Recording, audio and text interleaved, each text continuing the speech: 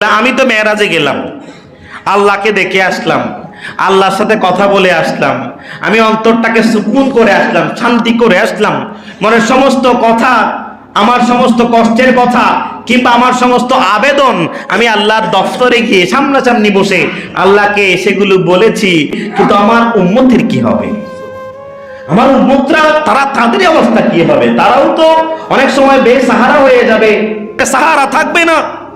তাদের কষ্টের কথা ঘরের মধ্যে এতগুলো ফ্যামিলি মেম্বার আছে, কাউকে বলতে পারছে না, বাবাকেও বলা যাচ্ছে না, ভাইকেও বলা যায় না, নিজের ক্লোজ ফ্রেন্ডকেও বলা যাচ্ছে না। বলে আমার উম্মতেরাও তো কষ্টে পড়ে যাবে, অনেক সময় বেসাহারা হবে, রাস্তায় রাস্তায় ঘুরবে, হতাশা নিয়ে, ফ্রাস্ট্রেশন নিয়ে, হেজিটেশন নিয়ে ঘোরাফেরা করবে। বলে আমার উম্মতের জন্য একটা ব্যবস্থা করতে হবে, যাতে করে সে ও চাইলে তার ঘরের মধ্যে বসে অথবা বাইতুল্লাহ যে কোনো মসজিদে বসে চোখ বন্ধ করে আল্লাহকে তার মনের কথাগুলো বলতে পারবে। সুবহানাল্লাহ।